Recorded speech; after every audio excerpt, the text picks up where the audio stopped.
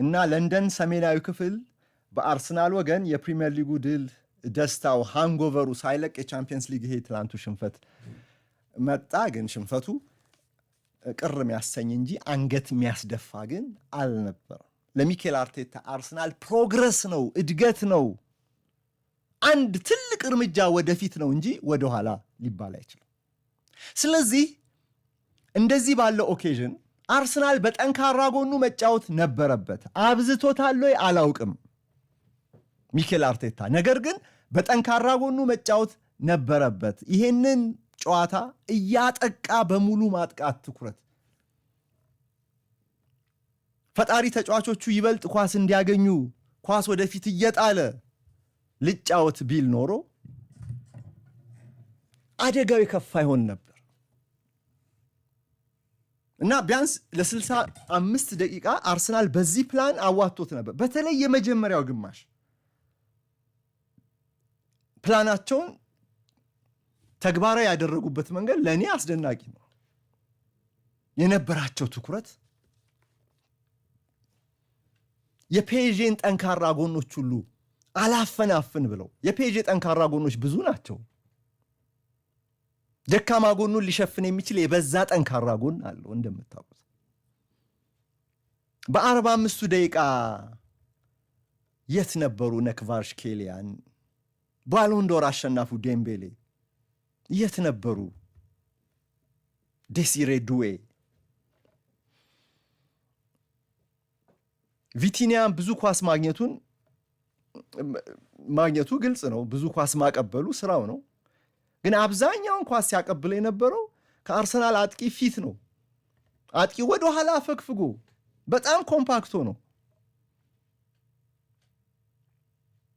ከአርሰናል ፊት ነው ኳስ ሲያቀብል የነበረው። ብዙ ኳሶች ደግሞ በመጀመሪያው ግማሽ ተገዶ ቪቲኒያ ስኩዌር ፓሶች ነበሩ፣ ወደ ግራ ወደ ቀኝ፣ ወደ ግራ ወደ ቀኝ የጎንዮሽ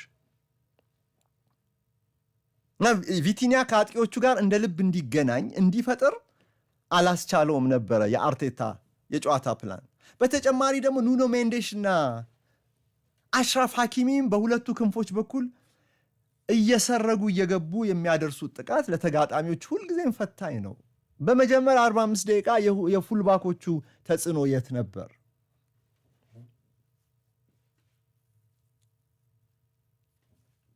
የት ነበር?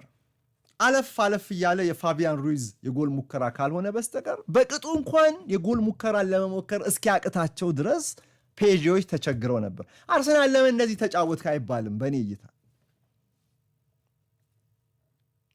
የፍጻሜ ጨዋታ ነው።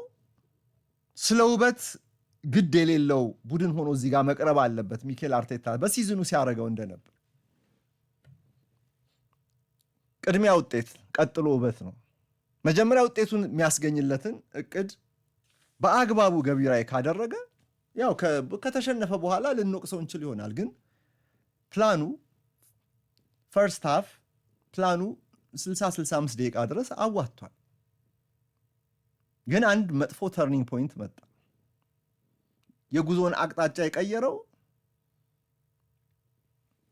ሁላችሁም እንዳያችሁት የክሪስቲያን ሞስኩዌራ የልጅ ጥፋት ነው። የልጅ ነገር እንደዛ ባለ አደገኛ ክልል እንደዛ አይነት ሪስክ ትወስዳለህ ወይ?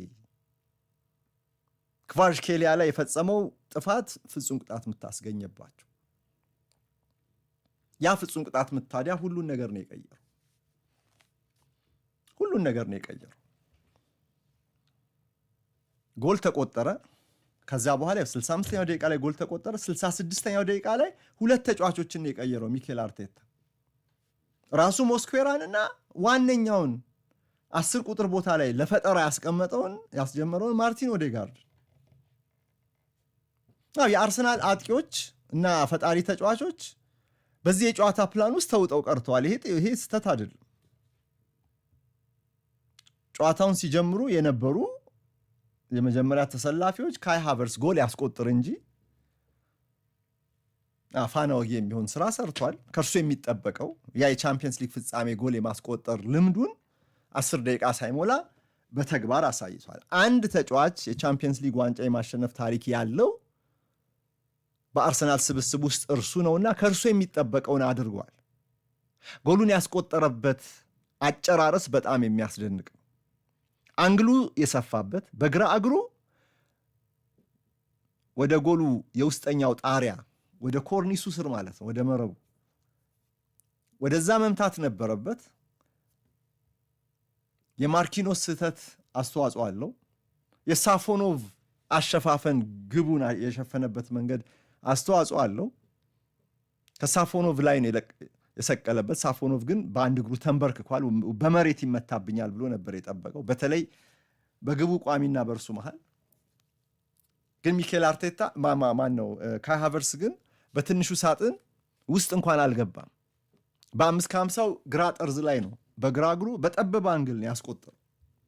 አጨራረሱ በጣም ድንቅ ነው። ከዛ ውጪ ግን ሃቨርስ ይህንን ሰራ ማለት የሚቻል አይመስለኝም። ከዛ ውጭ ከጎሉ ውጭ ጎሉ ትልቅ ነገር ነው፣ ግን አጠቃላይ ፐርፎርማንሱን ከመዘንን ግን የአርሰናል አጥቂዎችን ሁሉ ትላንትና ጥሩ አልነበሩም አጥቂስን የኦፌንሲቭ ተጫዋቾች ሁሉ ጥሩ አልነበሩም እንደምንል ሁሉ ሃቨርስንም ጎል ያስቆጠረውን ከጎሉ በስተቀር ማለት አለብን። ትሮሳር ይለፋል በመከላከል በኩል ላይታች ይል ነበረ። ኦዴጋርድም እንደዚሁ የመከላከሉ አካል ሆኖ ሁለተኛው መስመር ላይ ቀዳዳ ከመዝጋት ውጪ በፈጠራ በኩል ምንም የሰራው ነገር የለም። ቡካዮ ሳካም 1-2 አጋጣሚዎችን አሳይቶ ሊሆን ይችላል፣ ግን ከሱ የሚጠበቀውን አይነት ተጽዕኖ ግን በማጥቃቱ በኩል አልፈጸመም። ይበልጥ አርሰናል በ4-4-2 በሚመስል ከኳስ ውጭ ሼፕ ስትራክቸሩን አጥብቆ አደረጃጀቱ ላይ ነው ትኩረት ያደረገው። ዘንድሮ